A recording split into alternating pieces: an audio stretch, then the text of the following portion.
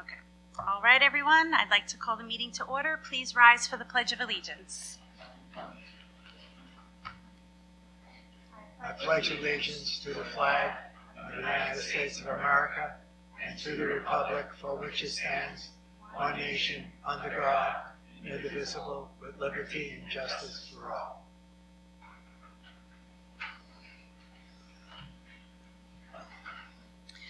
Good evening, everyone, and welcome to the November 15th Board of Education meeting. We are going to start off with our high school student, Morgan. Welcome, Morgan. Good evening. Tonight, Chow Restaurant is giving 20% of their proceeds to the cheer team when you mention Eastchester Cheer, so make sure to dine in or take out. Come see the Players Club perform Ken Ludwig's Midsummer Jersey, November 18th and 19th, a hilarious spin-off of Shakespeare's classic play, $15 for adults and $10 for students and seniors. SEPTA will be having their 10th annual Mickey Spillane's fundraiser on Friday, November the 18th from 5 to 10 p.m. 5% of the dinner will go to SEPTA. Come out to hear great music and support a great cause. EGO is holding a toy drive right now, right in time for the holidays. Bring an unopened, unwrapped toy to help a child in need. Stuffed animals aren't allowed. Toys must be donated by December 2nd, and all toys will be donated to the Nepperham Community Center. Some teachers are even offering extra credit when you support the drive. Jazzco is currently selling chocolate bars. Buy chocolate to help support our girls. It is currently Wellness Week, and the Wellness Club is celebrating with activities throughout the week, such as coloring, making friendship bracelets, and writing appreciation letters to our teachers. Find their table during your lunch period to partake in some relaxing activities. The band is having a fruit fundraiser selling a variety of fruit, cake mixes, soups, and cheesecakes. You can find the link on the Eastchester Band Instagram's bio. We'd like to congratulate Nathaniel Lamb for committing to play Division I baseball at Northeastern University and Owen Bloom, who committed to play Division I lacrosse at Long Island University. Thank you. Thank you, Morgan. Okay. As you all know, Trustee Michelle Lawler has resigned. We are grateful to her for her contributions, and we wish her the very best. The board will let the community know the process for interviewing for the open seat.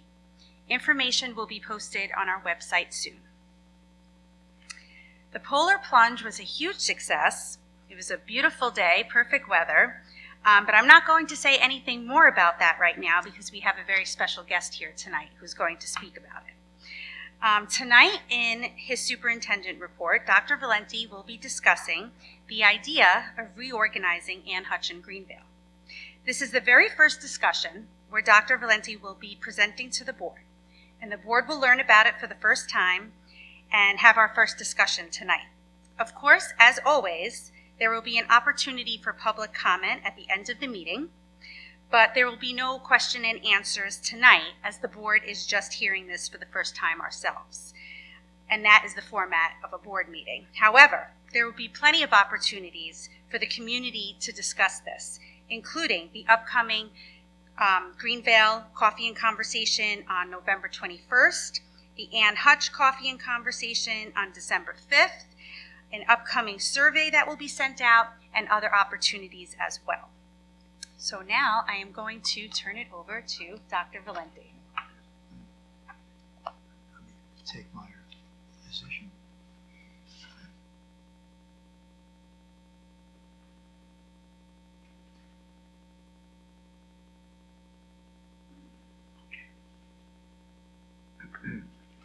Thank you very much, Madam President, and greetings to everyone here tonight. Thank you for joining us.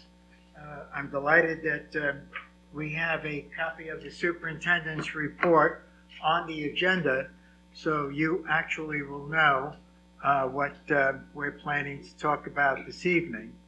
We always start with our students for a couple of reasons. It's why we're here, honoring our students and supporting them in their work academically and athletically. And also some of them may have homework to do tonight. And so our anticipation is if they need to leave early, we certainly will support that thesis. We want to honor our cross-country, tonight, our Polar Plunge, and we also have a little special treat with our EHS Players Club. So let us start with honoring our students for cross country. If I could ask Ava Panaccio and Matt Thompson, are they in the audience here tonight?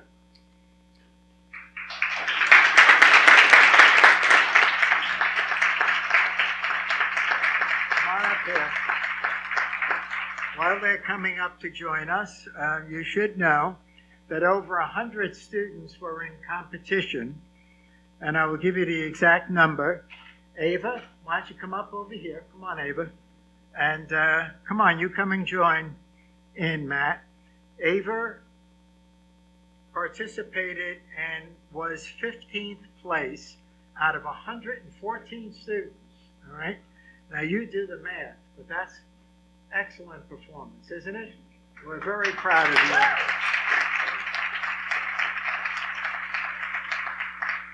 So she was a 15th place finisher at the New York State Championship and first ever, let's listen to this carefully, first ever female Westchester County champ from Eastchester High School. That deserves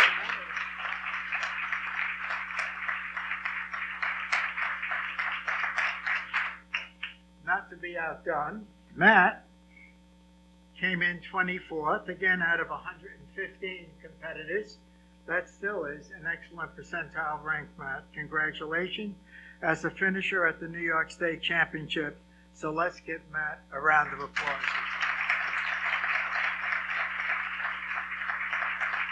We want to take Michael a very quick photo.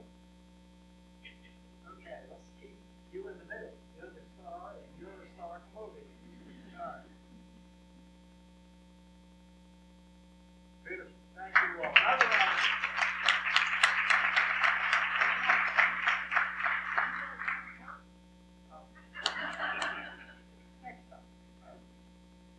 Okay. Moving right along and honoring our students. Michael, I believe the girls' varsity team is here or will be coming in the future? They are here. Okay. So before we bring up the students, they were undefeated during the entire regular season. They are conference champions, Section 1 champions, first time in Eastchester school history. So guys, come on up here and we can introduce you.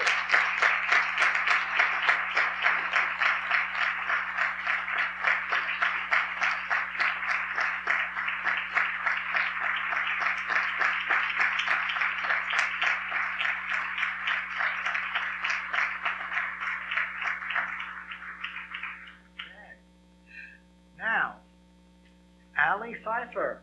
Who is Allie? Hi, Allie. How are you? Let everybody see you. This is Allie. Come on. Okay, and Lauren Meyerly, is that correct pronunciation? Hi, Lauren. Welcome. And I have Claudia Reposarda. Okay, Claudia. And tell us who you are. I don't have your name up here. Sinead Devaney. Sinead Devaney. Okay, let's give them all a big round of applause. Okay. So this is our girls varsity and dive team. So I don't have all of you here. How many are you? 8. Well, we have half of you here. How's that? Is that good? All right. All right. Well, that's really great. We want to commend you again, and we'd like to take a very quick picture with you, if we may. All right. On behalf of the team, Michael. Okay. Congratulations. Congratulations. Congratulations.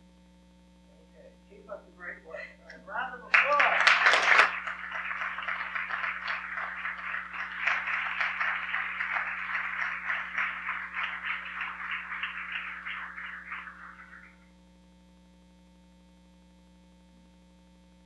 So I think I said this, undefeated during the regular season, Division II champs, Section 1 champs, we said that.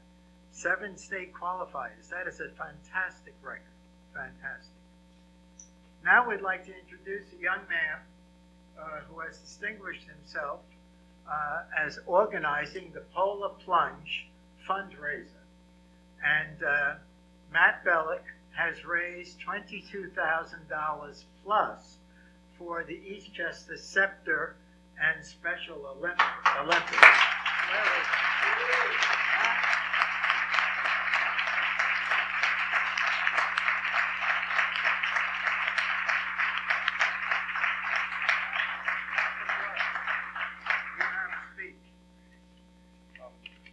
Thank you to everyone, the Board of Education, Dr. Valenti, for giving me the opportunity to speak about Team Eastchester and the Polar Plunge.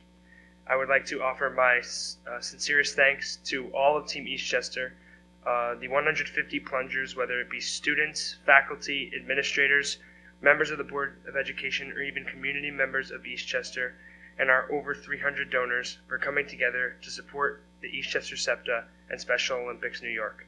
We raised over $22,000, and we are still raising money. This money will be used to provide students of all abilities with the opportunity to play sports, such as backyard sports and unified varsity bowling and unified varsity basketball programs that we have at Eastchester High School. If you have not yet had the chance to donate to Team Eastchester, not to worry, I have my lawn sign with the QR code, so meet me in the back of the library. So you might be wondering, why is Team Eastchester raising awareness and funds for inclusive athletics? Because sports benefit all children. Sports help students develop physical skills, social skills, teamwork, and self-esteem. We want to make sure that all students have these opportunities. Many thanks again to the whole Eastchester community for supporting Team Eastchester and inclusive sports programming for students of all abilities, and I am confident that we will see an even bigger Team Eastchester next year. Let's see even more participation from our school community at the Polar Plunge in 2023. Our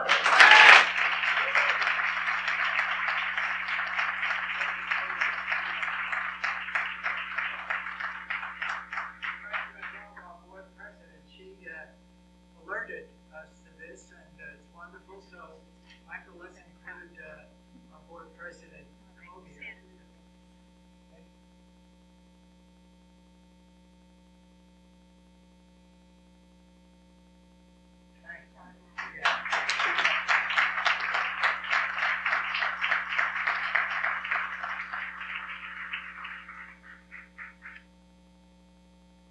Now we have something very different.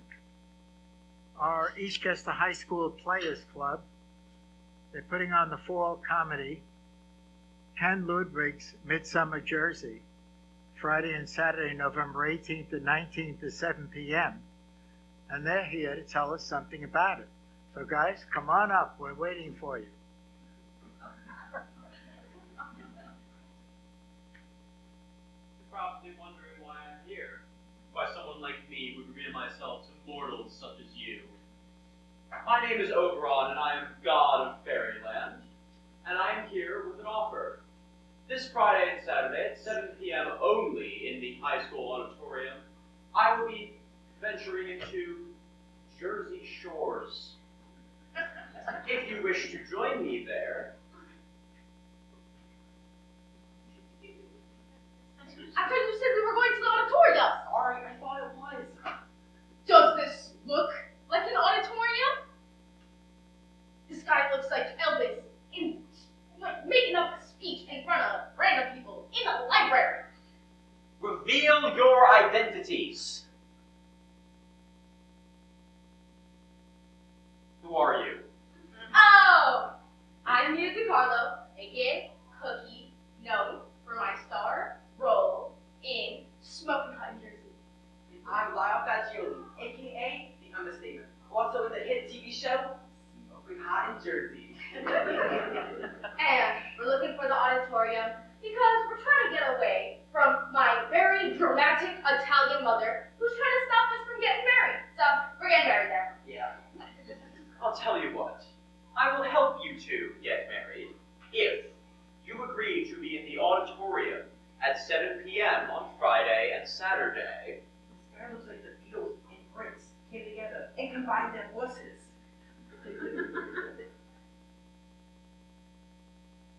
So, if you want to see us get married on the Jersey sure, if you want to see how my fairy kingdom will combine with these humans, Then come see the fall comedy Midsummer Jersey on Friday and Saturday, only at 7. There's also ticket stands outside. You can get a flyer, scan the QR code, and purchase your tickets.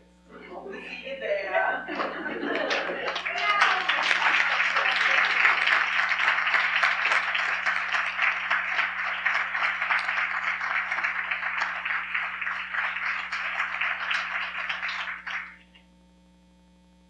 Okay, we'll be there. Are you selling tickets tonight, by the way? We have posters outside, flyers. Come on up to the microphone. Come on. You want to take a photo with you as well? Got the whole crowd.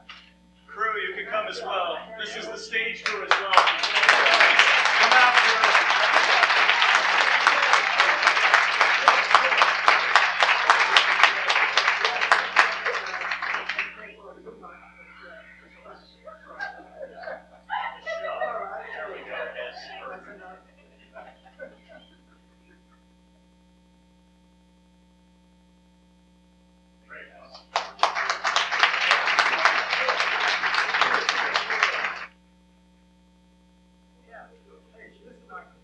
Yeah, I just want to say a couple of words. So my name's Joe Blute. I am an alumni of Eastchester High School. I graduated in 2012.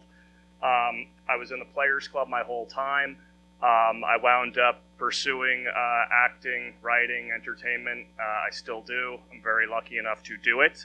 And I am directing my first show in the theater, back where it all started for me. The casting crew is absolutely incredible. Do we have any parents here whose kids are in the show? All right, I got to change that going forward. But we're doing a great show. The show is titled Midsummer Jersey, where some of Shakespeare's most famous characters come to the Jersey Shore and party and get to know all the Jersey Italian people. So I'm Italian myself, so it means a lot to me. So we have flyers outside with QR codes. If you can make it this weekend, it's Friday and Saturday at 7 p.m. We would love to see you there. Thank you so much for letting us speak. Thank you, everybody.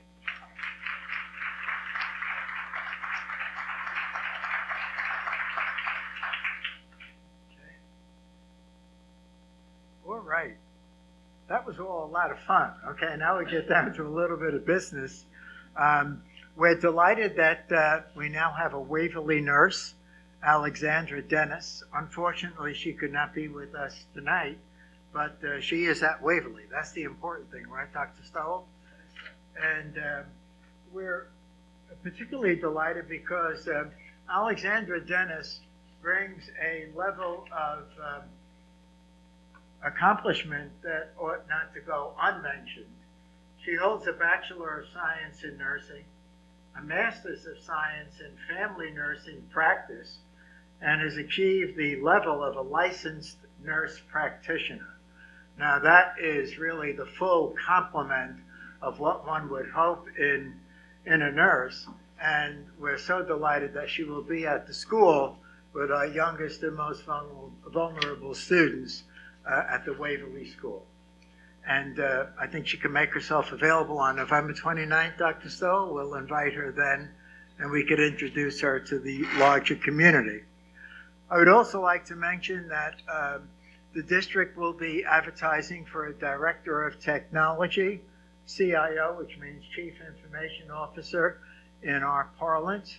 And Bill Blum, who served the district well, is going to be leaving us in January for retirement purposes. And so we need to start that recruitment process right now. And we are taking advantage of reports that have been done by the school district that have recommended that we look for an administrator who is certified either as an SDA, School District Administrator, or SDL. And we have every interest in doing that and advertising and hopefully recruiting someone in time for Bill's departure so that the transition will be seamless. Okay? Moving right along, we have several people here tonight, but before we ask them to stand, a district advisory council, what does that mean? You know that one of our strategic priorities, priority number 3, is to strengthen college, career, and counseling services. Our first priority is strengthening security. Our second priority is strengthening academic outcomes and programs. So this third priority is built around several components, one of which is the State Education Department requirement as of 2 years ago, 2020, requiring that every district have an advisory council that in effect would meet minimally twice per year and would take a large view of what we're doing from kindergarten to 12th grade in broad areas of providing college services, career services, counseling services, social emotional learning, mental health supports for our students. And so we're delighted that we're able to form a council that is comprised of board members, of administrators, of teachers, obviously guidance counselors, of parents who are appointed by their respective PTAs, and external community members who also are joining us. So tonight, I know all the members could not be here, but I would like the community at least to hear the names of those who are on the council, and those who are here, I would ask you to stand up when we call out your name so that the community knows exactly who you are. So there were 3 board members that were appointed. They are our board officials, Ms. Chrissy Geegan. Chrissy? Okay. Jackie DeMarco, Dr. DeMarco will be a second member, and Judah Holstein, also a board official. Those are 3 of the board members. Then we have Scott Wynn, our assistant superintendent, curriculum and instruction, joined by Dr. Greg Stowell, assistant superintendent for pupil personnel services. I don't know if he's here or not. Brad Gitlin, is Brad here this evening? No, but he is our director of athletics, so he'll be part of the council. Then some of our, and Dr. Jeff Capuano. I saw Jeff earlier. Were you here, Jeff? There he is, sitting in the back. Jeff is on the high school principal, by the way. He will be on the committee. And we also have Dr. Annette Keene here tonight, elementary principal. She'll be joining us on the council. Now, some of our parents, Erin Baker. Is Erin in the audience? Erin, please stand up so we get to know who you are. The other folks we all know. Erin is our SEPTA representative. And then we have also on the parent body, Dorothy Leone. Is Dorothy here? Dorothy and Antoinette Wygon, elementary school parents. Is Antoinette here? Anyway, they'll be part of the group. Susan Gaines is the middle school parent rep. Susan, welcome. Susan will be serving on the committee. And then we also have Bernadette Mannion. Is Bernadette in the audience? Bernadette, welcome. Okay. Happy to have you join the council. And our community representative. We wanted somebody who had experienced the high school and is now in the community, whose children have graduated. Judy Fix. Judy, are you out there somewhere? Okay, but we know you'll be at the first meeting. Okay. Then our president of the Teachers Union has kindly offered to join, Claire DeLongchamp. I think we all know Claire. Claire, welcome to the committee. And high school counselors, we have Brianne Brower, who will be on the committee, and Janice Chrissy, both counselors from the high school. And then we have a middle school counselor or 2. Is Danielle Fiore here? Danielle will be at the on the council, as well as Christine Maia. Okay? So I think that rounds it out. Oh, I'm sorry, Rachel Mazarski, elementary school counselor. Hi, Rachel. All right, so everybody see Rachel back there? Yeah, elementary school counselor. I don't think I forgot anyone. I'll be on the committee, by the way, anyway. But you know who I am, right? Okay. So, would members of the committee, Michael, where are you? You're hiding. Michael, did you want to take a group picture of those who are here now or at the end of the meeting? Let's do it at the end of the meeting. We'll keep the momentum, okay? All right. So, folks, don't run away if you're on the council. We'd like to get you in a group picture, and Michael would like to get you on our website. All right. So, the budget. We're now entering the 23-24 budget season, and we have a calendar that will be approved tonight. That calendar takes us from November right through the end of May and into June, literally. At the end of May, the community will vote on the budget the third Tuesday of May. We're formally beginning the process of the budget tonight when the board adopts the calendar.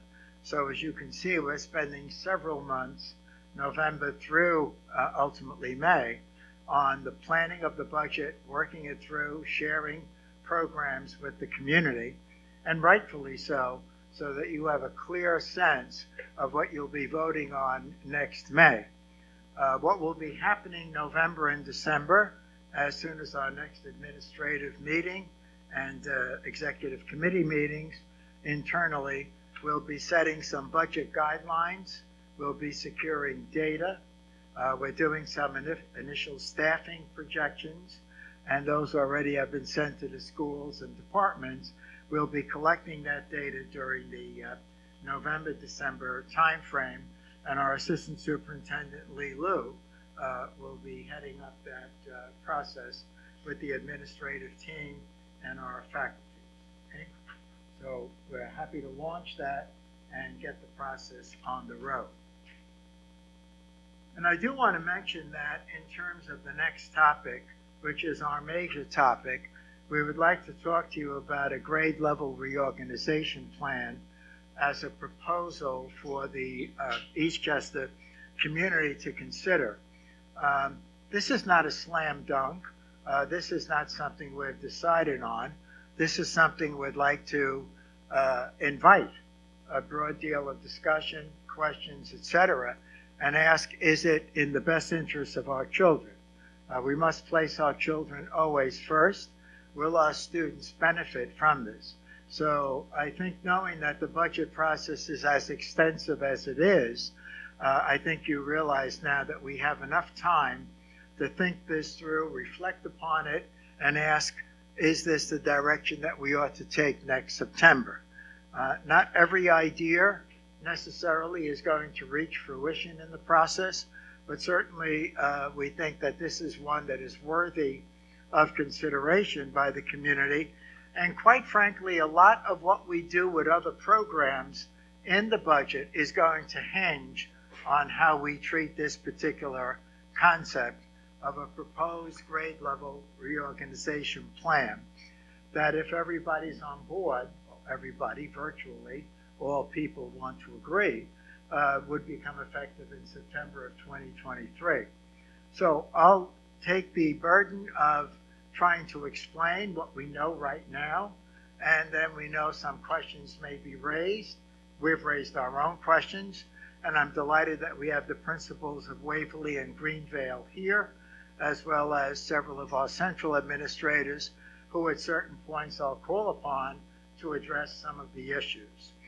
So the first thing in a reorganization plan, I purposely didn't use the Princeton plan. You could.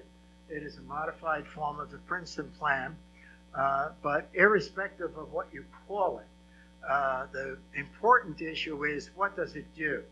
And what does it do better than what we're currently doing? That really is the essence of the question. We're proposing that Waverly continue as a K-1 school. And as you know, Waverly is not a neighborhood school by definition. It is a district school, and the entire district is the Waverly district. We're proposing that Greenvale become the 2-3 school, and I'll explain that in a moment. Ann Hutch, the 4-5 school, and then of course our middle and high school would continue grades 6, 8, and 9, 12. Now why are we proposing Greenvale and Ann Hutch as such? Well, we strictly looked at the buildings, the configuration, and took counsel with the principals and the faculty. And clearly, just by virtue of the building design, Ann Hutch has certain elements that would be more attractive for our older elementary students, 4th and 5th grade. So, number one, Ann Hutch has student lockers. And as our children mature, that necessarily would become a net plus to prepare themselves for the middle and the high school. Ann Hutch has an auditorium. Now, our older elementary students probably will be putting on more student performances, more opportunities for bringing folks into an auditorium style of delivery. And so we felt that was a second characteristic that would favor the use of Ann Hutch for our older elementary students. Thirdly, anyone who knows the territory there, and I've walked it a number of times, extensive playing fields and plenty of areas for older elementary school students to take advantage of. And lastly, a larger cafeteria, which could accommodate older elementary students.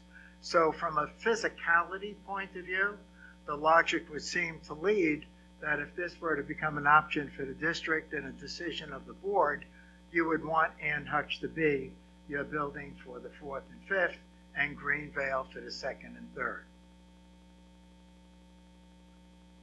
The real issue is, what are the merits? Why would you do this?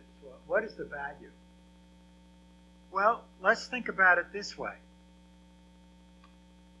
If I had all of my 2nd graders and 3rd graders in one school, what would I be doing and benefiting from curriculum-wise? Right now, I have 2 schools delivering 2nd grade curriculum. What is the benefit of having one school having all of my 2nd grade teachers together? What would that mean about fidelity to phonics programs, reading programs, math programs, science, social studies? What's the value added that one could see in that? The educators think it's a marvelous idea. Having all of my 2nd grade teachers in one particular building, getting together, talking about 2nd grade curriculum, working collaboratively, wow, what an opportunity. So there are curriculum implications, program implications, that obviously are going to benefit students in the long run that one needs to look at very carefully. Don't forget, currently 70% of our district is structured on this level of all students at one grade being in the same school. If you count the number of grades, 13, and make a numerator the number that we currently have, 7, you're really in the 70% range. I'm sorry, 9 would be a numerator, 2 at Waverly and then at the upper end. So 70% of our students are currently in this configuration. So we're asking the question, why not 100%? Think about professional development. We ran a lot of workshops the other day on the conference day. We had faculties in 2 separate buildings representing 4 different grade levels.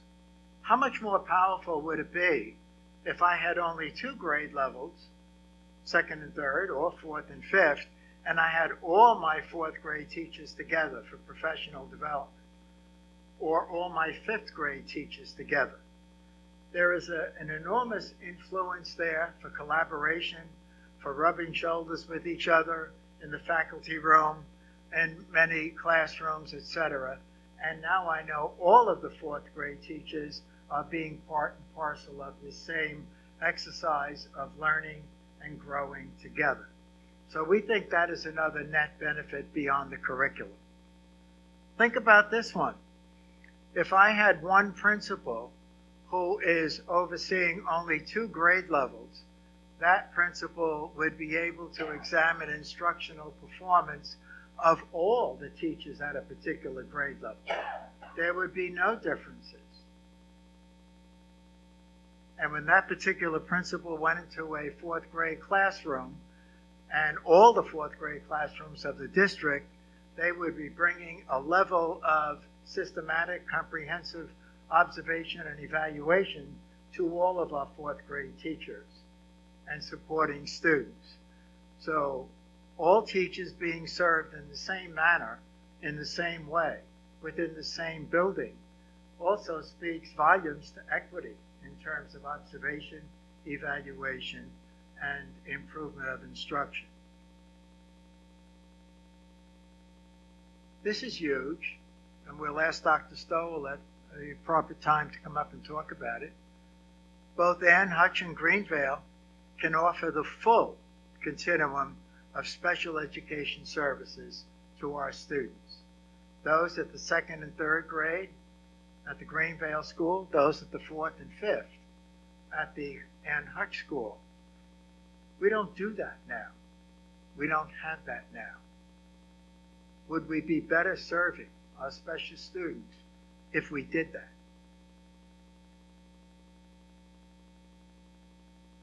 I'll speak to this one. Teacher-student ratios. That's something our parents look at very closely, and they should. Our principals look at it very closely, and they should. We all look at it very closely. We're not just worried about contractual limits. We want to be sure that we're keeping our classes in a manageable size for proper instruction. When you think it through, if Ann Hutch one year has fewer students at the second grade and Greenvale has more, it's possible I may have more students in the Greenvale TS ratio than the Ann Hutch. Right now, we have an additional section at one grade level at one school simply because it tips over into that extra section. If I have all my students in the same school, then they're going to be in equal sections. It just works that way. The numbers don't lie on that one. So if we're talking about equity and equality in terms of teacher-student ratios, the perfect point is going to be the point at which all my students are serviced by all the teachers in the same school at the same grade level. I've sat down with the PTAs, with our principals. We've talked about differences at the fifth grade level regarding trips, extracurricular activities, breakfast lunch programs, end of year activities, graduations, proms, celebrations, trips. They would be the same. We wouldn't have two separate fifth grades in two separate schools doing two separate things for a group of students who we want to unite and ultimately go on to the sixth grade in the middle school. We wouldn't have a prom in one place and a prom in another place. We'd have a prom together for all our fifth graders. Now, that may not convince certain people, but the equities of it, think about it. The unity of effort that a PTA would be able to achieve if I knew all my fifth graders were in the same school, working collaboratively with our principal for that school. So we see that as a net plus, and we think it's important to talk about it. Our school administrators can now focus on 2 grade levels as opposed to 4. That makes a big difference. I'm still supervising the same number of students. I haven't reduced the number of students, so I'm still doing my full job. But now I'm just focused on either second or third grade, or fourth and fifth. And I put all of my study, all of my interest, all of my passion into making those the best 2 grades I can. And I'll ask both our principals to address that as well as other issues. It's a more powerful model to close the COVID academic gap. We know we have a gap. It's national, statewide, and we in our district have our share of it. But if we took advantage of our win period, what I need, I could be a lot more focused if I'm dealing with all the students at a particular grade level at the same time and develop programs for all the third graders, not for half the group, and then what is happening at the other school across the way. I think that would help not only achievement, but I also think class placement would be enormously supported. That has become a contentious issue in some instances. Parents have concerns about where their child is placed. Is there a friend in the room? What is the algorithm that gets my child into that group and not another group? Well, when you have all the fifth graders together, it makes it a lot more clear as to what those classes could be, or all the fourth graders. And it allows for a principal to have greater flexibility with faculty in terms of how those designs look. And the process could be started a lot earlier this spring in order to be well leveraged for the best kinds of class placement that we could provide. Now, what are some of the challenges? Okay, I gave you some of the net positives. Transportation. And our transportation coordinator is here tonight because I wanted her to hear some of the comments that would be made. But we can agree on a couple of things. Our children are on the bus a little too long right now. So one commitment we'd have to make is that they're on the bus no greater time than they are now. But can we make that even less time? Are there better ways of configuring transportation for a community? Are there ways of slight adjustments in the beginning and ending times of schools that allow us to be more creative in transportation? I would say to you in general, there are, but until we get the exact answer we're looking for, we're not ready to discuss this in terms of a solution, but we're aware of the problem. That's important. Let me talk about a variable that we have no control over. When you introduce change, this is a change, there is disruption. I'll say that again. Anytime you introduce a change, you're automatically introducing disruption. Some children and some families and some teachers will be disrupted, and some principals will be disrupted in the first year. There is no way to control that. The only way you control that is don't do it. Just stop the conversation now. I don't want anybody fooling around with the classroom I teach in, or fool around where my child's going to be next year. Can't do that. There will be 1 year of disruption. Can't take that away. No magic wand on that. It's going to happen. And if it's a deal breaker, it's a deal breaker. But the bottom line is, let's confront it head on, right? So, could I ask our principals first, and then our assistant superintendents? Greenvale, are you ready to speak to the group? Come on. I think you all know Joanna. Let's give her a round of applause. Why don't you say a few words? I want to thank everyone for coming out tonight to introduce this very important discussion for our district. I want to echo Dr. Valenti's sentiments. While no decision has been made, this is the time where we welcome open conversation. You know, change can be, like Dr. Valenti said, a disruptor, but it can also lead to some incredible, wonderful things happening for our students. So, you know, I encourage everyone to keep an open mind and think about what can be next year, but also what can be in the years to come for our students coming together. Dr. Keene and I work very closely to bring both of our schools together for an Eastchester community, not two separate Greenvale and Hutch communities, and we'd like to continue that relationship.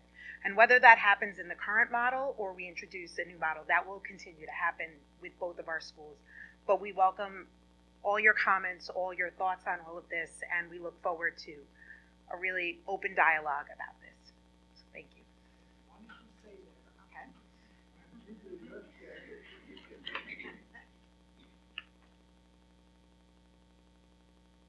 Well, I'm not sure if I have a shtick, Dr. Valenti, but I want to thank everybody for inviting us this evening.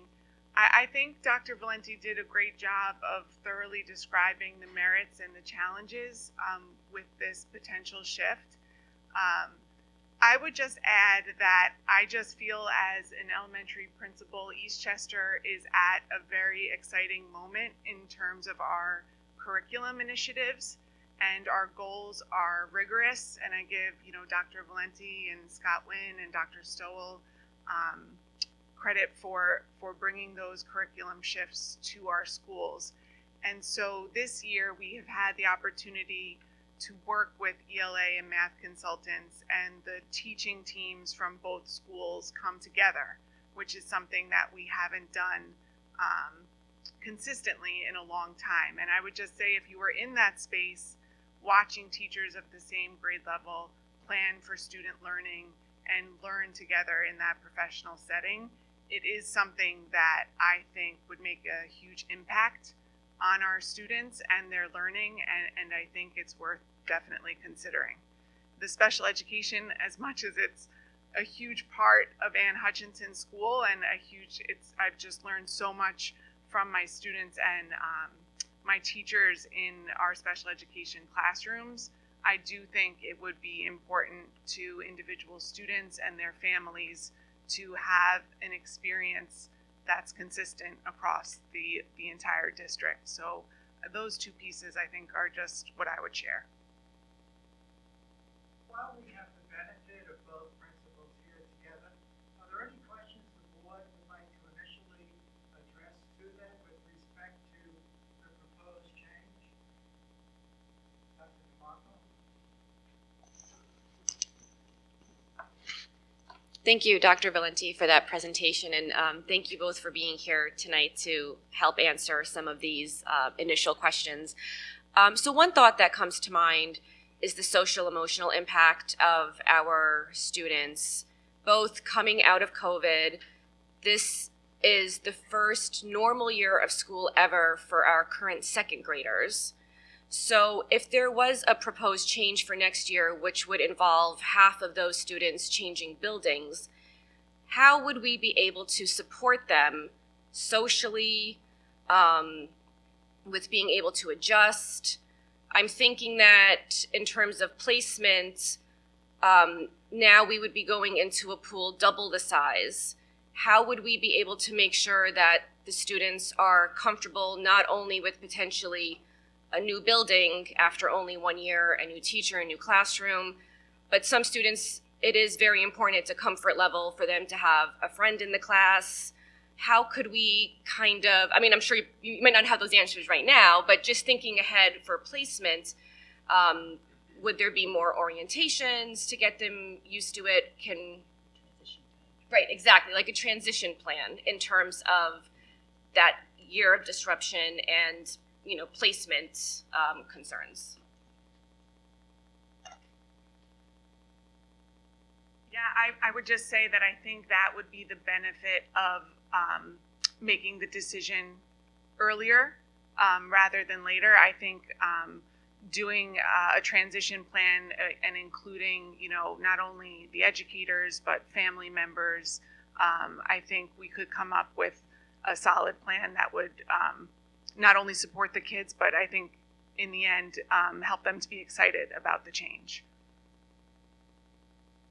I think also we have put in place these last few years to combat the COVID piece, lots of social emotional learning that's become, a cornerstone of what we do, supporting students to become acclimated in the second grade to our buildings and to build on friendships, how to be a good friend. Those are the important pieces of what we do, and I think continuing that with our school psychologists, our guidance counselors to promote those programs, and to continue many of the programs that we have in both of our buildings to support students who may need a little extra. I do want to touch on the special ed piece. I think that is something that is missing from our Greenvale community.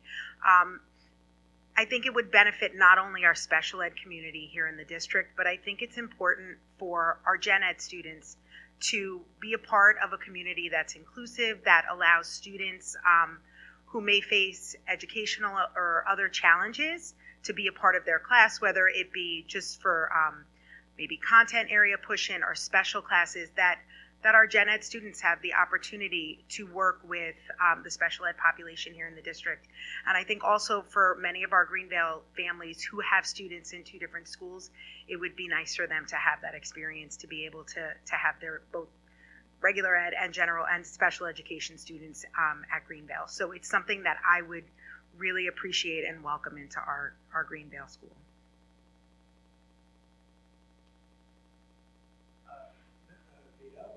Vito has a question. Sure. I like what I've heard so far, and what I'd like to say is that, yes, there are challenges, and, but there are tremendous merits, and there are merits we haven't even started talking about yet, but that we need to flesh out before we make an intelligent decision on whether we're going to go this direction or not. But the one thing, that I kind of focused on was, you had mentioned the disruption of the 2 grades. And the way I see it, like the 3rd grade from Ann Hutch would have to go to Greenvale, okay? And the 4th grade from Greenvale would have to go to Ann Hutch. And, to try to minimize the, for the first year, they'd have to do a 1-year change.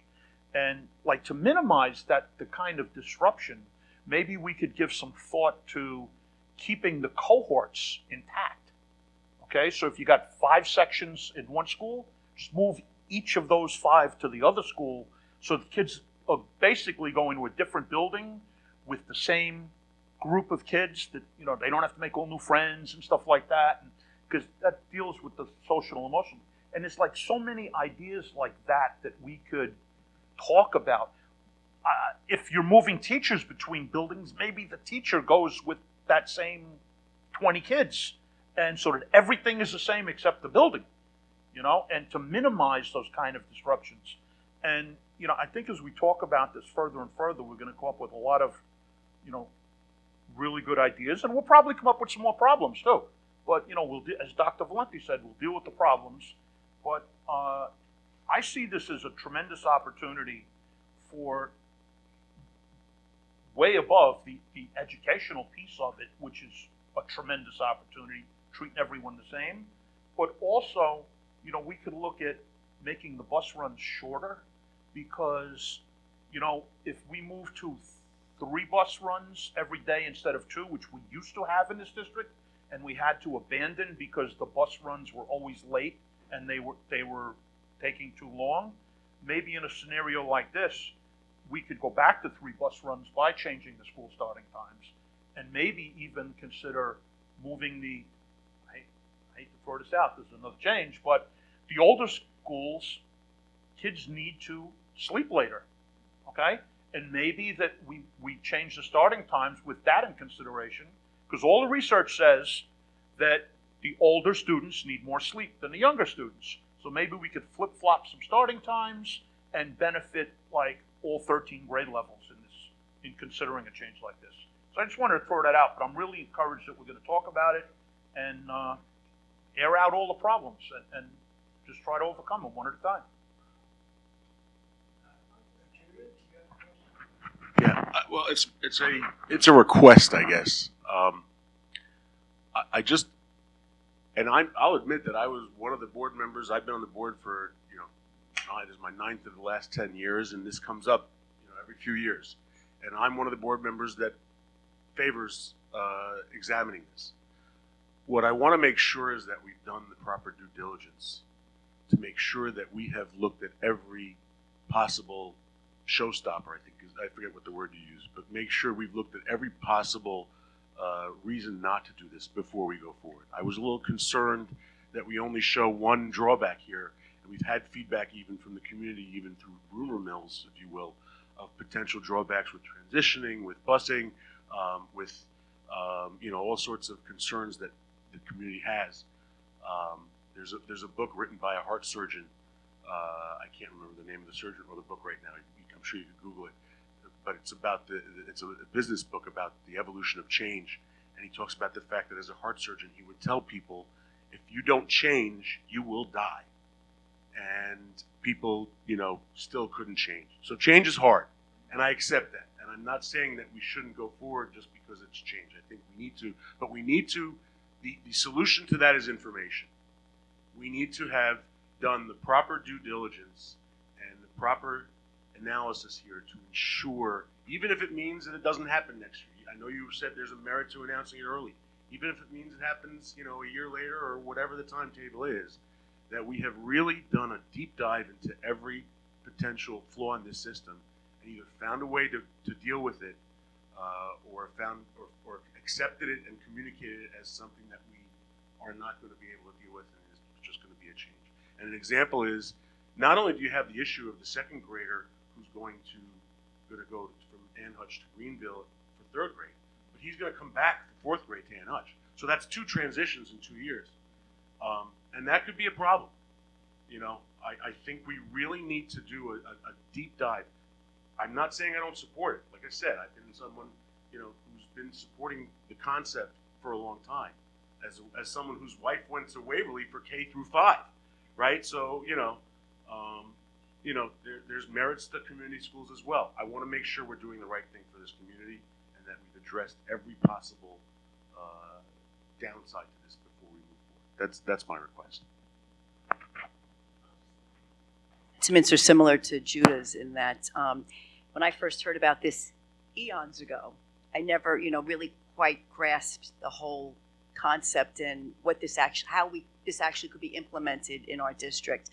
And I'm a big proponent of the devil is in the details. And we really we've talked about it, but there was never any real research, real data. Like what are the real impacts to teachers, to students, to parents, to everyone, and good, bad, and different. You're going to hear me say this, got to put the dirty diaper on the table. It may not be pretty, but let's tease it out. Let's tease it out as a community together, and let's figure it out. Even with student input, what's the fear here?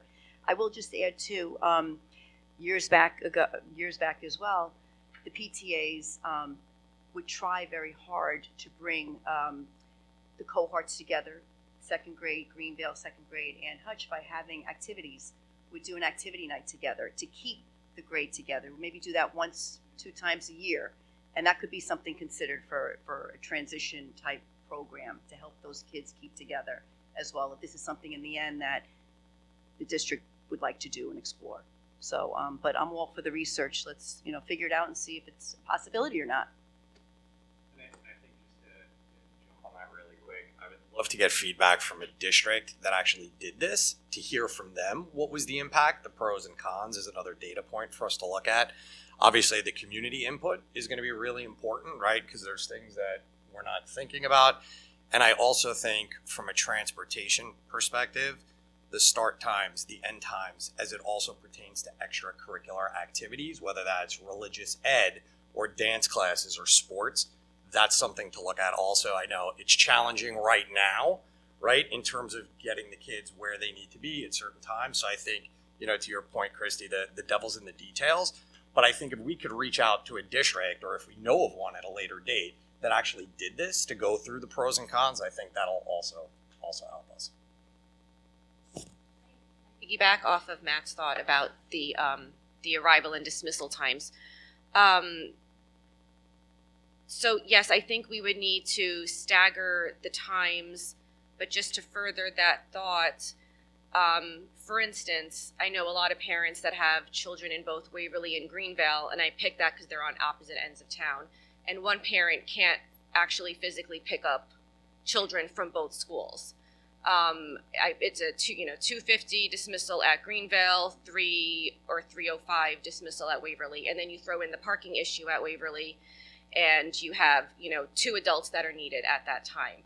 So I think adding in potentially a third building to a family with siblings close in age, we just need to really examine and not underestimate the burden on families in terms of those logistics as well.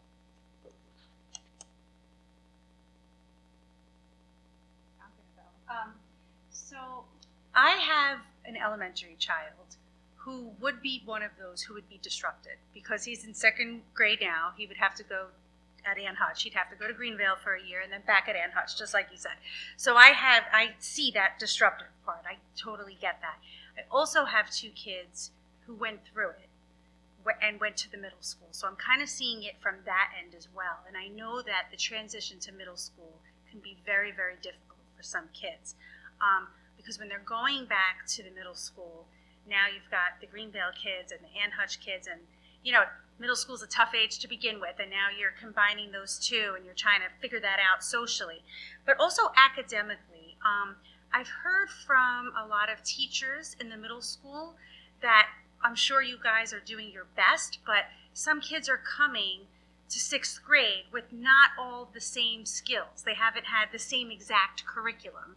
So some teachers are kind of struggling to get the kids on the same page at first. And I was just wondering, I don't know how much you collaborate or communicate with the middle school, but do you find that that is something that you struggle with, trying to make sure that the 5th graders are all on the same page for middle school?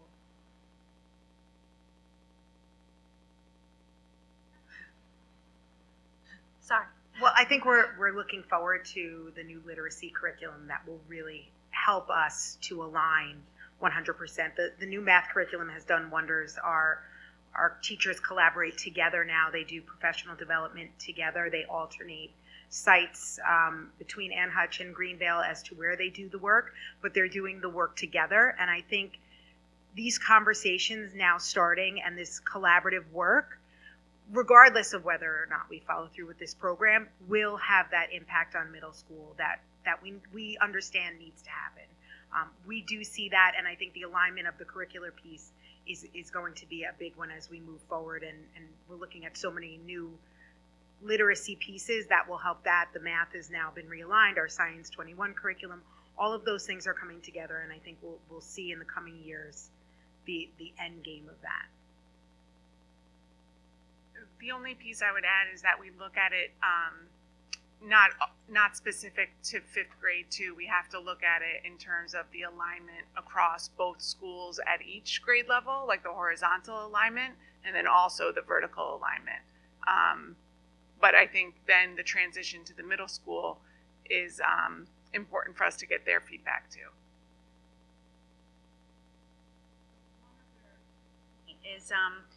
I think that through the years, the bus rides have become very, very long. And I know there's a lot of parents who, including myself, pick up because the bus rides are just too long. And kids have to go to religion or after school activities, and they can't wait, an hour for the kid to come off the bus when they live 5 minutes across town, So and I know what you're saying about the traffic, but I'm wondering if we could get the bus rides shorter, and then that may alleviate parents having to go back and forth, pick up across town, if we could deal with the busing. That's just one thought that I have. Yeah, that was our personal situation last year, picking up from Waverly, because it would have been an hour for my son on the bus, and an hour on some days where he would have to be somewhere by 3:30, and then no one would be home in time to receive my older son from the Greenville bus because they're at Waverly. So yeah, I definitely agree, It exists today. I see some of my neighbors here tonight, right? Our kids are at the same bus stop. It takes an hour from where we live to get to Ann Hutch, and it's a 3-minute drive, right? So I think that's a big thing, to your point, Chris, about the devil being in the details. That's not even taking into consideration air traffic control, right? And all the other things that these kids are doing. And for folks that have multiple kids, it's just really challenging. So I think that's something that we really need to look at. And again, I go back to, I think, getting information from a school district that did this to really dig into what were the pros, what were the cons, and looking at, Dr. Valenti, I know you mentioned kind of closing that COVID academic gap. Looking at some actual data there, I think would also be helpful as we get some community input.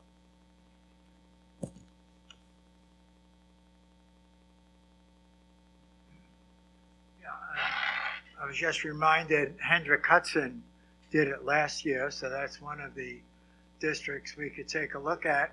And there are several other districts in the county who also have gone to this plan.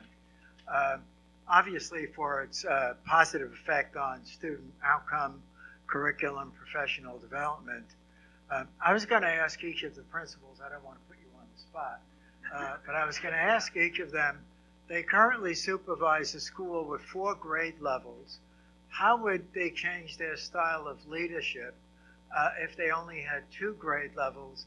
And do they feel that they could focus more on results, having only 2 versus 4 grade levels? Would either of you want to address that?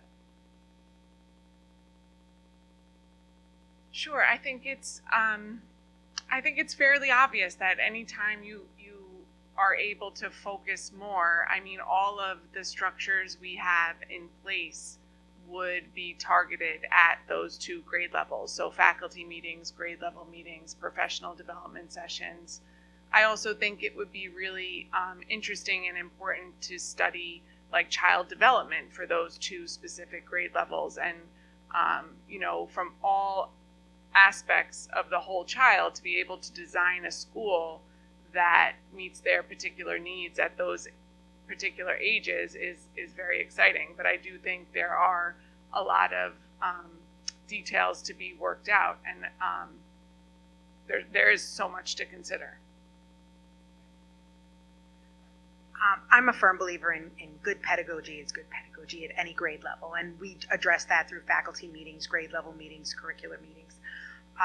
I agree with Annette. Being able to look at child development at a specific age and to target that would be one of the best outcomes of this. We would be able to target through our new WIN period the differentiated instruction to assist our kids who are struggling within the classroom, but also be able to offer more enrichment to our students who are able to reach higher and do different things. And being able to address only 2 grade levels and offer those opportunities, there would be, during that WIN period, children could come out of the classroom. So not only working within their classroom, but working across their grade level with other peers, getting to know children in other classes, whether it be in a support level class or in an excelled level program.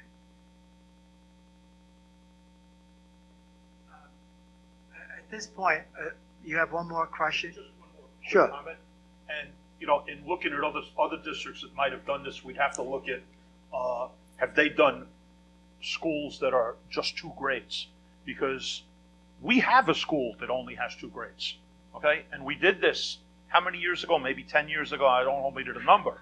But it's, we should look at the successes that we had in doing that, what we learned from that by having K and 1 all together and focusing on a early elementary classroom, and see the benefits of that, and see if we could take those benefits and then bring them to a 2-3 school and a 4-5 school. I mean, simple things like, physical education, having it age appropriate for all 2nd and 3rd graders, and having a different program for all 4th and 5th graders. Mathematics instruction, maybe the classroom teacher's doing it in 2-3, maybe you have specialists doing it in 4-5. There's so many things that we really, really, really have to look at. It's going to be a huge list, and we don't know them all, and we're gonna get them from other schools, Dr. Valenti from other people, from the community. We've got to look at all that stuff, and we've got to put all those pros and all those cons down, and really, as Judith said, we got to take a hard look. And maybe it doesn't, if the goal could be to maybe get it done for next year, would be great. But if it has to wait a year after that to do it right, I'd rather be late than wrong. So, Okay. Well, I want to thank our principals. Let's give them a round of applause. Thank you. Don't leave yet. We're going to call on you. I would like to continue the discussion, if I may, and ask Dr. Stowell first if he would come up and address some of the issues that we want to talk about in the whole area of special ed, and how you see it from your point of view, Greg.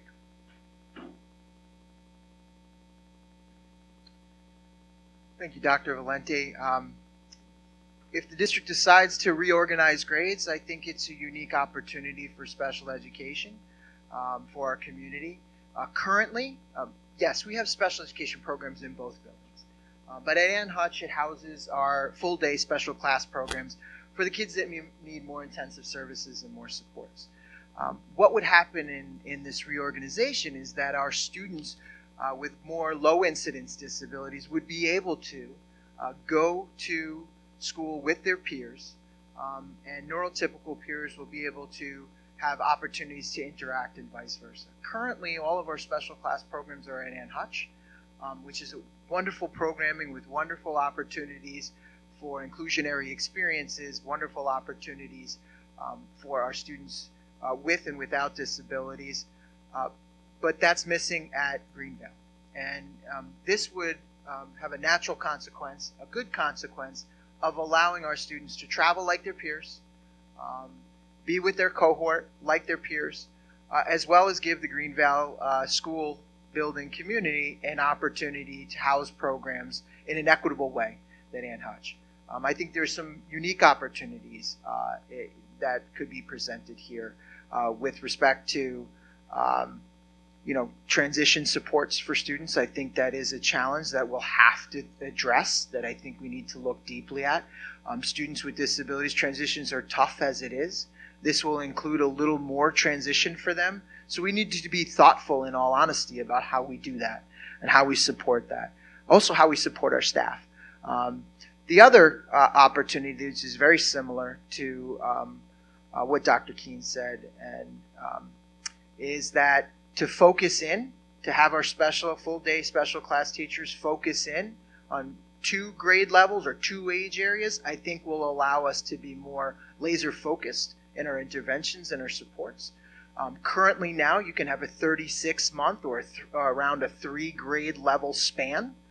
The nature of this programming being 2 grade levels, it'll narrow kind of the age bands and allow our special education teachers, related service providers to more narrowly focus on a smaller range of developmental abilities as well as interventions. So I think there's some unique opportunities that present itself in a grade level reorganization.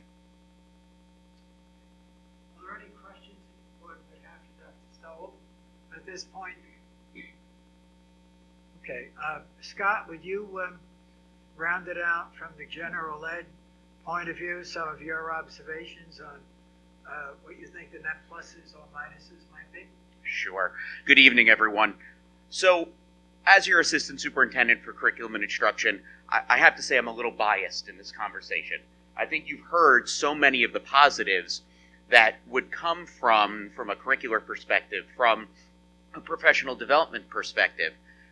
However, I also want to offer up that as one of the longer standing administrators in the district and knowing Eastchester, the value of Eastchester lies in its students, in its families, and in its teachers. This is going to have a great impact on all 3 of those.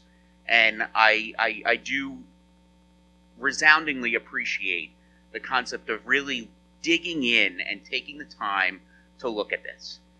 I do believe that there will be a benefit to students if we go down this road.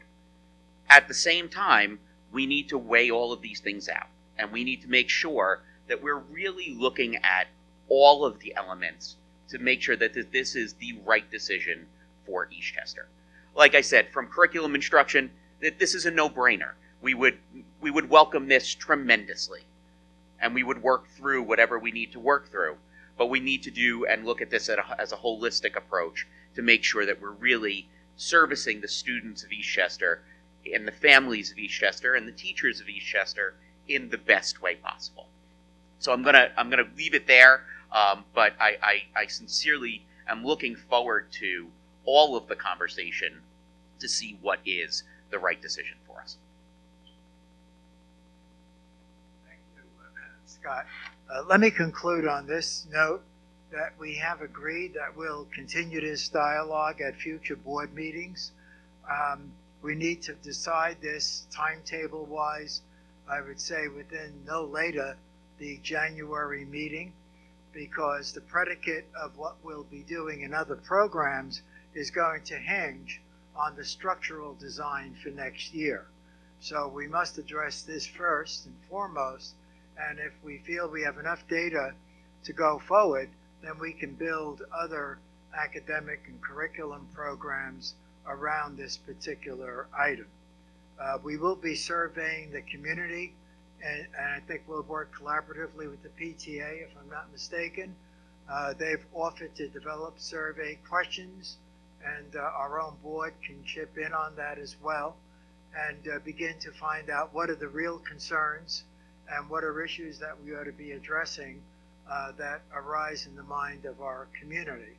So that would be a second way of doing it. And Chrissy, you pointed out the conversations, coffee conversations, etc. So we'd like to make this the first of many solid discussions around this particular topic.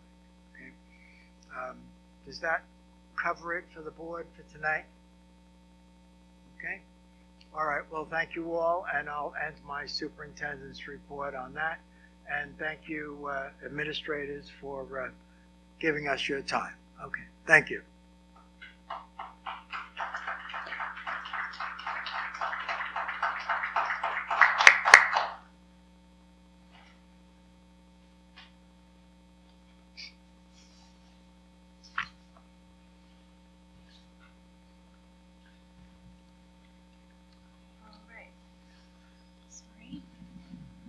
Okay, we are now up to approval of the consent agenda. Who would like to move the items on the consent agenda? Jackie? Be it resolved that the Board of Education approve the consent agenda, which includes the following: 8, approval of minutes; 9, personnel agenda; 10, Committee on Preschool Special Education recommendations; 11, business office recommendations; 12, other business items. All right. Do we have a first? Oh, I'm sorry. I think it's a. Oh, no, sorry. I thought there was a mistake. No. There is actually a mistake. Oh. 12.5 is just listed as a new agenda item. I think that's a typo. Oh.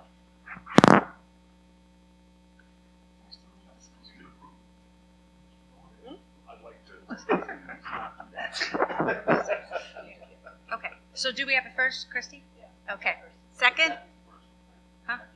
The first Oh, I sorry. moved it. Okay. Second, Christy. All right. Any discussion on this? I think we're good, right? No. Okay. All right. All in favor? Okay. Future meeting dates, November 29th and December 13th. Okay, we are up to the comments from the public portion of the meeting. Before we start that, I just want to go over some rules and procedures. We value community input and engagement and admire your passion. We ask that you remain respectful, just as we teach our children to be respectful.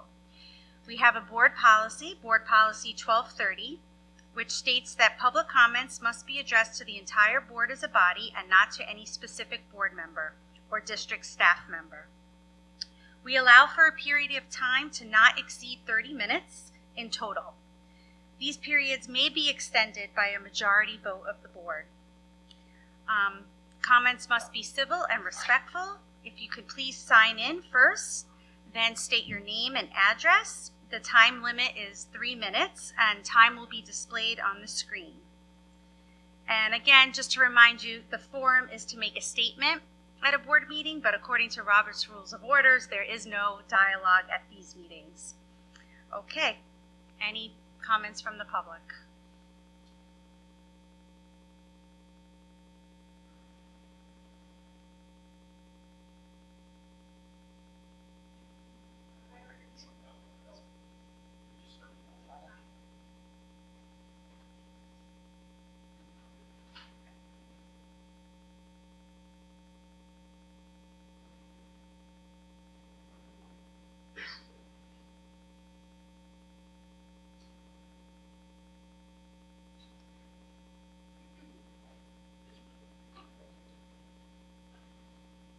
Do I have to say my name here? Jessica Lage, 9 Elba Place, Scarsdale, New York, 10583. Currently, my daughter is in 3rd grade. She came home today and was upset because apparently now she's hearing about it and said, "Mommy, I'm not leaving Greenvale." And she was upset. My thing is, they're in kindergarten and first. Now they're going to be in another building. How many buildings are these children going to go through? It's a lot of buildings to go through. Their second year there is when they're just getting accustomed. They know the building. They know the teachers. She takes reading. She knows that teacher will be with her throughout it. Now she has to switch and get accustomed to a whole nother building when she's going to be out of it in 2 years again. I don't think it's fair for the children. I think kindergarten first, it's great.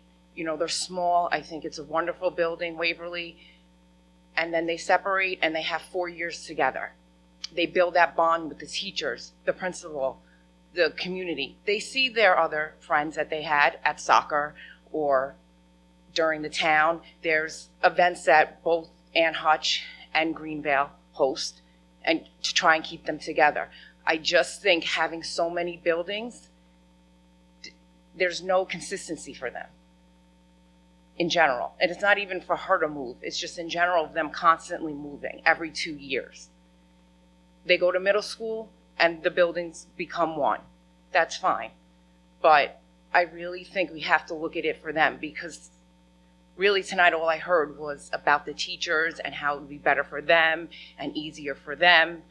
But what's going to be easier for the kids? What are the kids going to benefit from this? It's been this way for years. And if I was a new parent, I have a son in high school and in middle school. If I was a new parent and I had to choose between Eastchester, Bronxville, Tuckahoe, I would tell you right now, I would not come here for this simple reason of there's no consistency. You can't just move kids around. It's not beneficial for them. And if the special ed needs more, then add that to Greenvale. Look at other things. That's all I'm saying, is just look at they love that group. My kids, what they remember and what they still talk about is Greenvale, my older ones.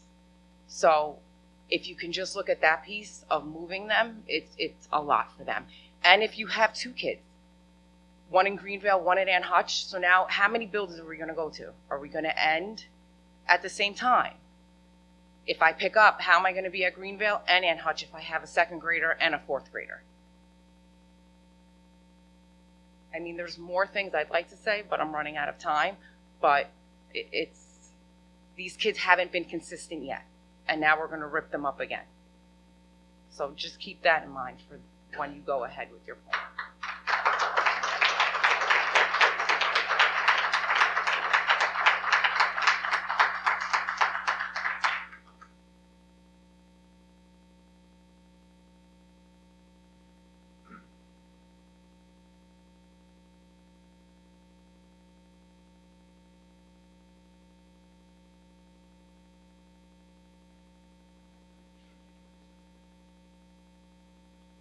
So I introduced myself. I'm Miriam Harwood.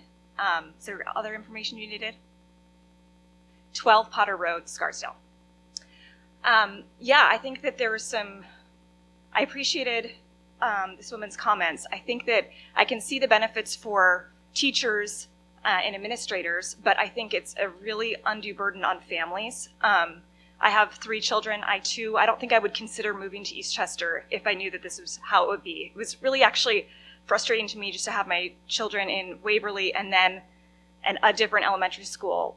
It's a lot of logistics to handle, but more than that even is the community. I want to be part of a community of the people that I live around. I want to fully invest in the school as a parent and volunteer and see all 3 of my children invest in that school that they all go to. And it feels even hard enough now in Waverly and Greenvale and middle school. I'm at this point, I'm like, I can't do it, really. It's like, it's a lot. Then to add a whole other school to that, it's going to be hard to get parents involved in, if they have multiple children, helping, like those PTAs, it's going to be very difficult. And I think that parent involvement is something we value in this community, and we should value that parents and teachers together in a partnership with the schools. And that's really challenging to have the students in all these different schools. I agree that it's a lot of change to ask for a child to go from one school to another school to another school. That we're saying that this might be a hard transition the first year. It's going to be a hard transition over and over and over again for 20 years if we keep this up, for every child that has to go through that.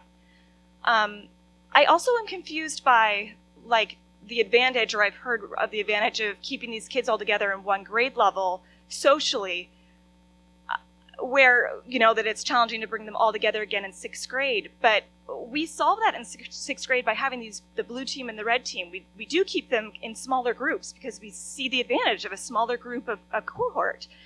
I fear that the kids will get lost in such a large grade. Like, that's one of an advantage of moving to a smaller town, is that you go to these smaller elementary schools and even smaller middle school and high school. So those kids, they don't get lost, That's something that's concerning to me. And it's certainly, the transportation is a really huge concern. When we look at other districts that have done this, I'd be curious to know if those other districts are a town situated like ours with one main thoroughfare. I mean, that's really a hard logistical thing to overcome for us. And I just would reiterate again that I would like, if any kind of restructuring were to happen, I'd prefer 3 separate community schools to just really be like, get to know the people in your community, help those kids grow before they go to middle school and are introduced to the wider community.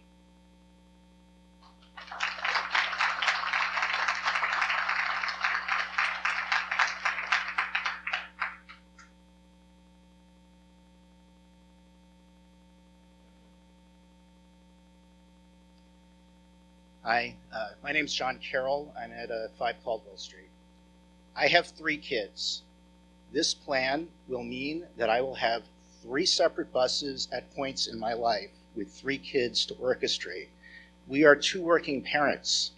Do the math, it doesn't work. We're in trouble. It's already hard enough to get the kids on their bus or to school. They're special needs as well. So I may be a little bit unique in my circumstances, but this is going to create such an impact for our family. We're not going to know how to navigate work. We're not going to know how to navigate getting our kids on and off 3 different buses to 3 separate places. So when you look at this, the transportation impact is huge. You can't teleport people up 22. It's not going to happen instantly. So I'm looking also at my kids. What's best for them? What's going to be good for their education? An extra half hour to and from school is going to mean an extra hour they're not sleeping, an extra hour they're not doing homework. It's a big thing.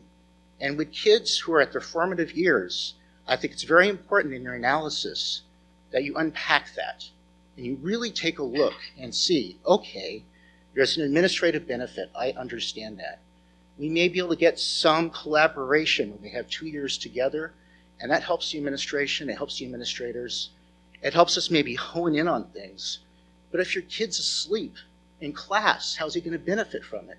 If he can't do the homework, or I can't take him to soccer because my wife lost her job because she has to do X, Y, and Z and pick up 3 kids, how do we do this? So it is a massive problem for multi-children families. I also think community-based schooling has a lot of merits that are not really being brought out right now. Look into it. It's really the reason why we came up here. I'm an outsider. I came up about 7 years ago now. And one of the things that attracted me to this community was that it's a small community at heart. I want my kids to know the kids they grow up with. I don't want them bussed across town. So consider this. I echo the sentiments about, my neighbors brought up about community-based schooling, but this is going to ruin us as a family. It's going to be a lot of trouble. So consider us, consider it in your plan. I'm open-minded, I'll listen. If you find a way to solve the transportation, I might even support this, but I don't know how you teleport people up 22. It's going to create an impact. I'm out of time. Remember the families in this in your calculus. Really take a look and see how it's going to hurt us. Thank you.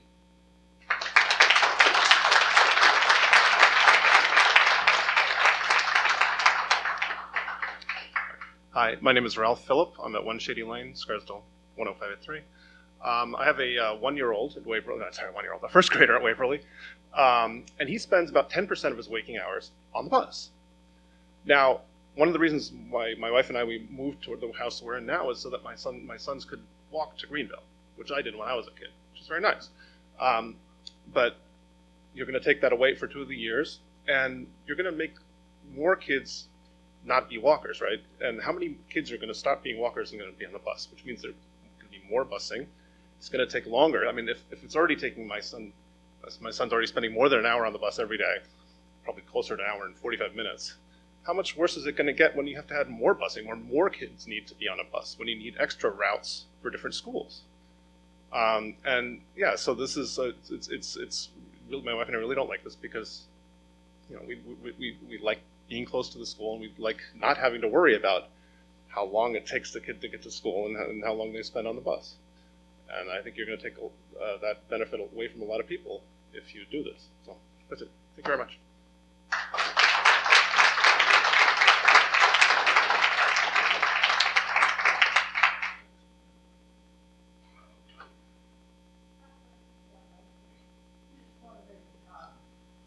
I'm listening very carefully to every one of the comments being made, and they're genuine, and I appreciate them.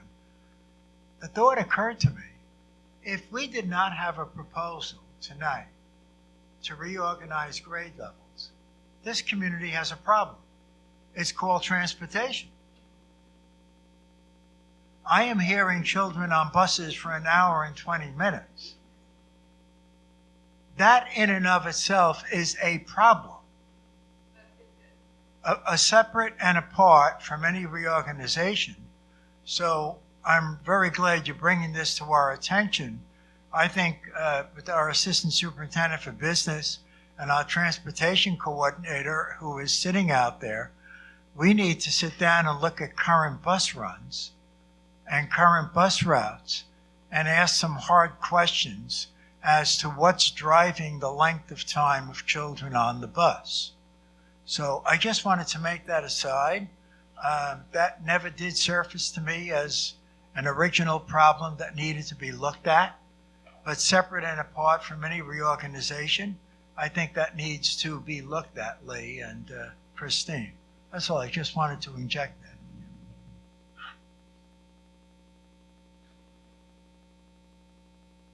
Hi, my name is Brianna Jakovic. I live on 13 Myrtle. I have 2 young children. And I guess I'm just looking for a little bit more clarity in terms of like what is the impotence that is driving this proposed reorganization. Obviously, I hear the clear frustration in some of the parents' voices, but I would also appreciate if we could hear from the teachers in the districts. I'm a daughter of an educator, and I know that sometimes the educators, you know, don't really have a voice in some of these larger decisions, but I'd like to hear from them in terms of their thoughts and if they really agree that this is kind of the best way to move forward with our children's education. So just maybe a little bit of food for thought. Obviously, I heard that, you know, their thoughts around making it all second grade and all third grade, etc., is beneficial. But somebody also said this has come up several different times where the boards in the past have voted on it. And I just want to know what's driving this, right? Besides all the positive things that you've outlined. So maybe just a little bit more clarity. Thanks.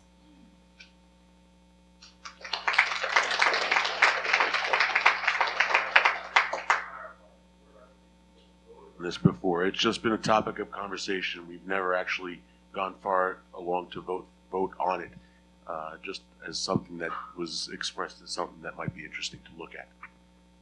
This is probably going to be the deepest analysis we've done of this in my tenure on the board. I don't know about yours. Yeah.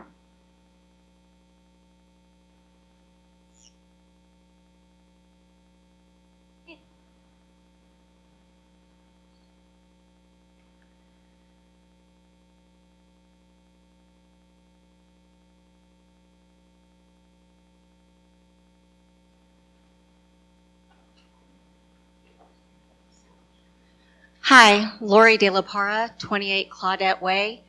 My kids are already in middle school and high school, so this doesn't really impact me from a parental standpoint.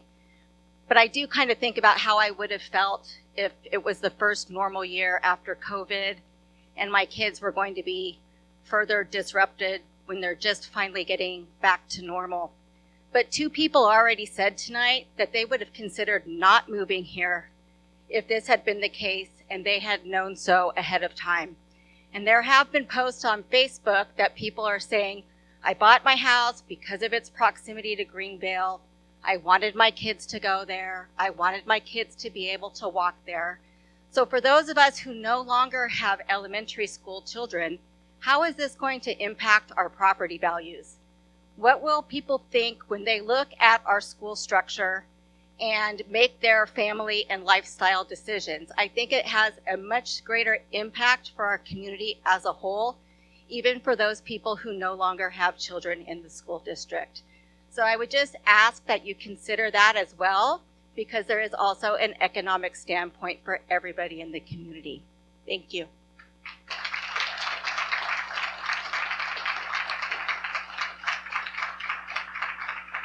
Hello, I'm Kristen Versace. I live at 1 Howell Place. My comment is not about whether this is a good idea or not. My comment is about how much time I believe Dr. Valenti may have said we would have to make this decision. I think I heard that he would need a decision by January of this year. Maybe I misheard, but if that's the case, I don't think that there's enough time for the amount of diligence and research that we've all agreed would be necessary. So I would think of this as something that warrants evaluation, but evaluation over the course of a year, and then maybe the decision would be made a year from now after all of that research and all of that other stuff that everyone seems to think we need to do. That's my only comment.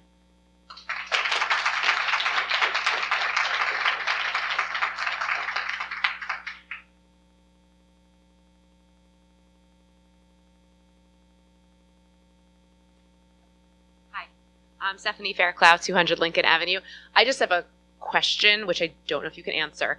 But when Dr. Stoll, when you talked about the classrooms being kind of spread across the continuum of Ann Hutch, for the special education classrooms, Ann Hutch and Greenville, the way it currently exists is there is a 8-1-2 that is grades 2 to 5, which is 4 grades. There is a 12-1-2 that is also grades 2 to 5. Then we have this split up by grade level. My question is, how are you taking those classes? Are you taking the 8-1-2 and splitting those 8 kids, depending upon what the cohort is that year, 2 to 3? There'll be one of those classes in Greenville and then one of those classes in Ann Hutch, and the same for that 12. Because that has an impact on the special education teachers. I agree that I would love for Greenville to have the exposure to those kids, but I'm just curious how that works just from a setup perspective for those children. So I don't know if you can answer that, but if not, answer it in a future session. Thank you.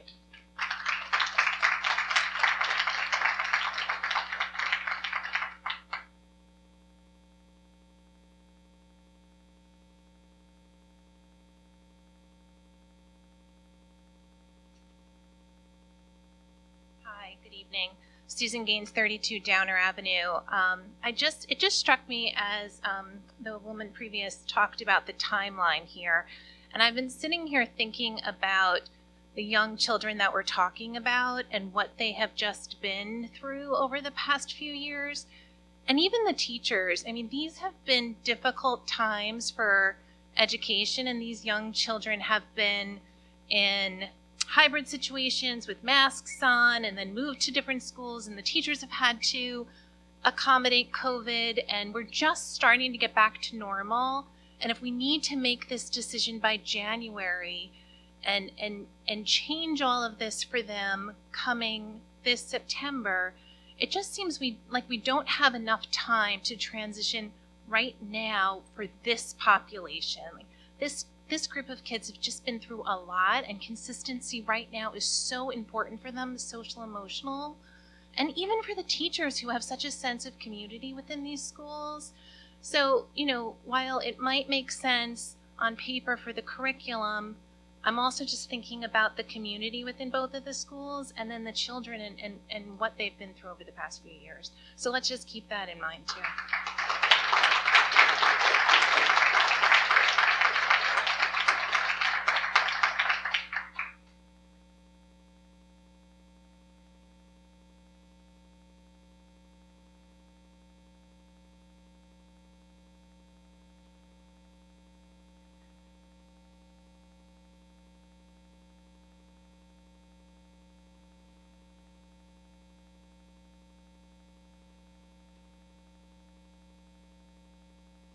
Hi, I'm Mary Everett. I live in Green Knolls on 22 Rutgers, and this is the first meeting I've been to for a board in about 35 years.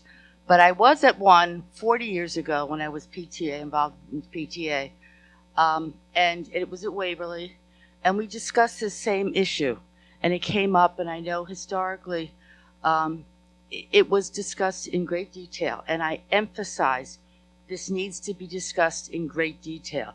And I totally agree with those folks who said you're rushing it. These kids have been involved in a lot of disruption, and I totally encourage you to look at it again. But I must say there are a couple of aspects which have been talked about here, but a couple of aspects that are really important is the welfare, not just the education, but the welfare of these kids who have been disrupted. And one of the things, I don't know where your superintendent, oh, there he is. What he mentioned is that next year, if they did this, this would be very disruptive and it would be a year. But no, we're now talking about, with this plan, 2 years in Waverly, disruption to a new school. 2 years in the new school, disruption in a new school. 2 more years. And it's asking kids to change every 2 years. At this age, I think it's difficult. Our high school kids are staying there for how many years? 4 years. So why are we doing this to the little kids?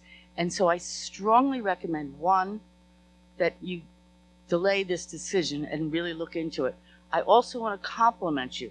I listened on the TV, watching all of you. Good questions, good comments, and I think you're at the beginning of this stage. But please, don't rush this, because it does affect these kids, and they've been through a lot the last couple of years.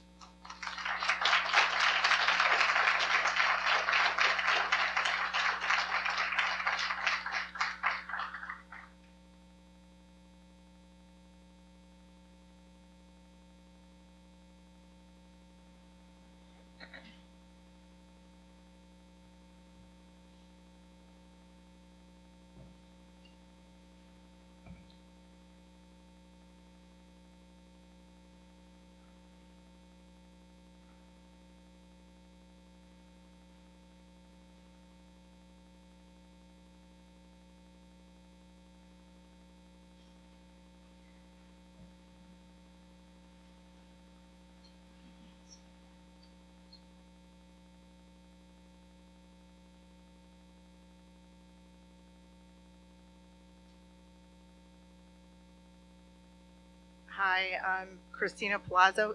Can you hear me well? I can't hear my own echo. I'm Christina Palazzo, the PTA president for Ann Hutchinson.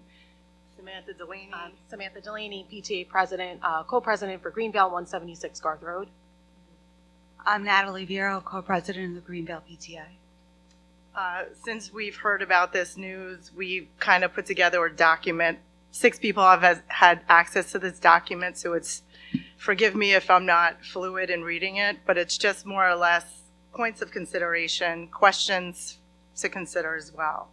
So I'll start with the first, which has been said many times, which is the students transitioning every few years. And elementary education is about fostering, and I think with as many interruptions as we're going to have, that's going to be lost to some degree. It's about fostering relationships and creating stability so students do not just grow academically, but stabilize emotionally. How does this happen when they're moving every 2 years? Loss of mentorship from older children. We've had programs in the past at Ann Hutch, and I'm sure some of you who have had kids at Ann Hutch remember when the 4th graders would work with the 2nd graders and make a gingerbread house, during the holidays, and just mentoring program. When the 2nd graders go and watch the wax museum of the 4th graders, when the 4th and 5th graders perform concerts for the younger children, it's just a form of mentorship, and they learn a lot from these experiences. About learning to play an instrument, they look and see, wow, that's cool, I want to do that too. The chorus as well. Loss of empathy from older students towards younger students is another point of consideration. Logistics for parents with children in multiple schools. Loss of teachers. Rationale for which teachers' administration remain or move to which school. Class size consideration. costs associated with additional busing requirements for children who do not previously require busing, adding additional bus routes and increasing traffic and congestion due to buses and cars trying to get across town in an already heavy traffic area. And I could speak to that. I remember in the summer, I was driving my kids to Greenvale for camp, and it took me a half an hour to get there, and normally it takes me 2 minutes. The model offers less continuity within the classroom in terms of children moving through grades with core groups of friends. Children may end up with more overall children that they know, but fewer close friendships like those that are currently cultivated through having smaller grade levels groups in the schools. And again, I could speak to that with having my children gone through Waverly.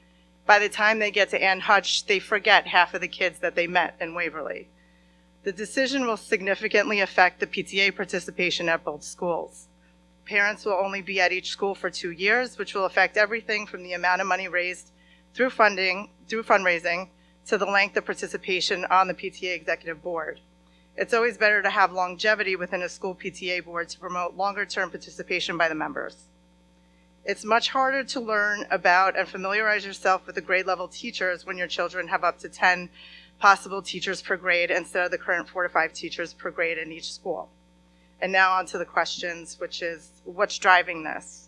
Are there any concrete factors that point that the current system is not working effectively, such as a gap in test scores from one school versus the other?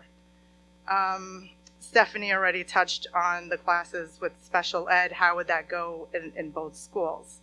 Our children are just settling back into some normalcy after years of changing, ever-changing COVID protocols and masks, and now will be thrown back into more change, spurring on more anxiety and less focus on learning gaps from COVID, not to mention currently the introduction of new reading and math programs at the same time. Where are the benefits, academic expectations for this and for the students with this new proposal? So those are just the comments that we threw together so far. I know personally my children have gone through a lot of emotional changes over these past couple of years. When Ms. Kramer left last year, my daughter is literally still getting over that and still has problems with that. So, and it kind of affects her on an everyday basis. She still talks about her. So imagine something as drastic as this, kind of losing all of your teachers. She loves seeing Ms. Cardellano, which was her 4th grade teacher. She loves seeing Ms. Rivera, which is her 2nd grade teacher. She loves seeing these teachers that she's seen throughout all of the years and cultivated these relationships with. So you're kind of tearing that apart for these younger kids. And it's going to be really hard for them, especially coming out of COVID. And I think it's just important to think about the articulation of support staff between the buildings. I know that my children receive extra supports through special education and AIS services. So when you're working with a teacher or teachers or support staff for many years, they get to know your child, their needs, and see the growth. So how can we continue to foster that articulation now that they're going to be going from Waverly to Greenvale to Ann Hutch and so on? So that's just another point to consider. And lastly, just to close it up, we requested a meeting with you, Dr. Valenti, and the board. So if you could please get back to us, we'd greatly appreciate it. And just one more point of consideration, because I forgot to write it down. After school clubs. After school clubs generally end at the same time at each school. So if your children, if you have kids in 3 schools and all after school clubs are over at 4:05, it's going to be impossible to pick all the kids up at the same time. And then to have the PTAs kind of switch around after school clubs, that comes into more money for monitors, making the kids wait longer in one school versus the other school. So that's just another point of consideration. Thank you.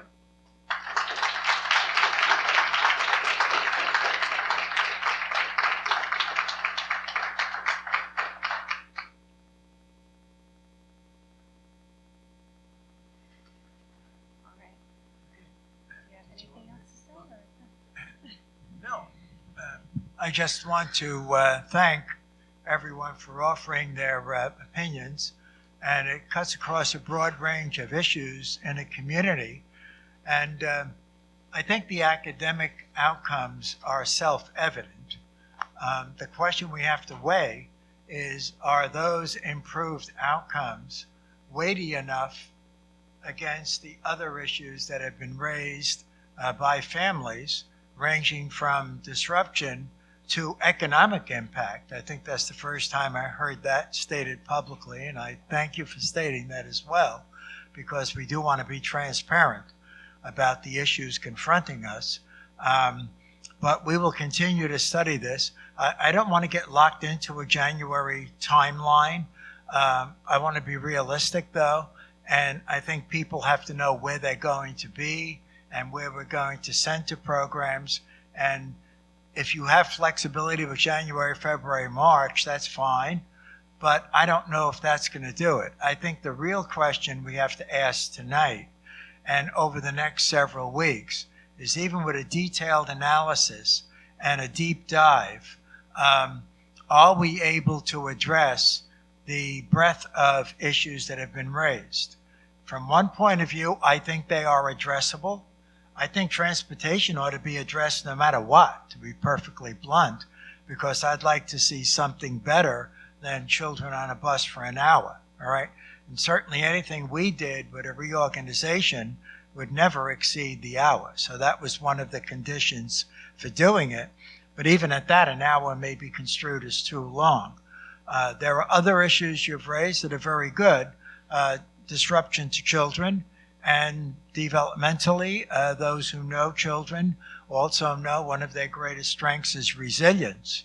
And that's not to argue for or against anything. It's simply to suggest that we have to take a closer look at what families are saying and what families are speaking to us about. In the process, I think we can make the case very strongly for the academics of it. This is not to serve administrators or teachers. They will work as hard no matter what our final decision is. The question is, will our students benefit more from an environment where they're receiving equality and equity of services, academics included, in this alternate design than the current design? That ought to be the essential question that we focus on and be very honest and open in the results that we come to. Someone suggested, is this better than what our current model is? One can make the case it is. No one is suggesting the current model is wrong. We're simply saying, is there a better way, a more powerful way to bring about achievement and other improved outcomes and other elements that we mentioned in the merits, right? So all of life are trade-offs.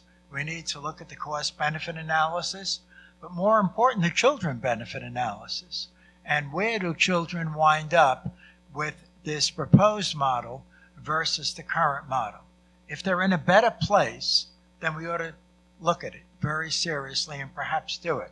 If they're not going to be in a better place, then it's not worth spending time or resources on. So I think we leave tonight with a sense that we've tried to make a case that we think is legitimate. We think we need to pursue it to its end. We need to survey community. We need to hear more from the PTAs and parents in general.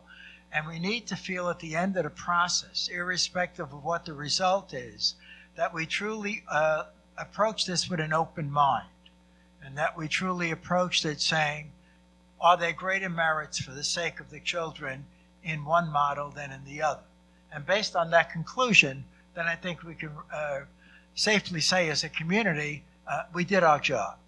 We did what we were asked to do as adults. And either way, if we've done our job well, the children will be better off. That's the bottom line.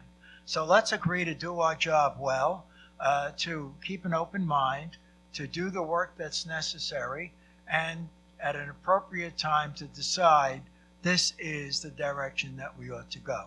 So I thank you for your participation. We'll be talking more about this as we go forward. We'll fold other programs into it and see the merits, pluses and minuses. But I think it's wonderful that we've engaged the community in a discussion. And I thank the board for opening this area for the administrators to work with the community on this. Thank you. Thank you.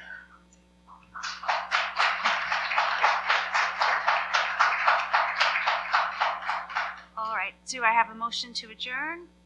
Meeting? Okay. More board comments? Okay. General, Okay.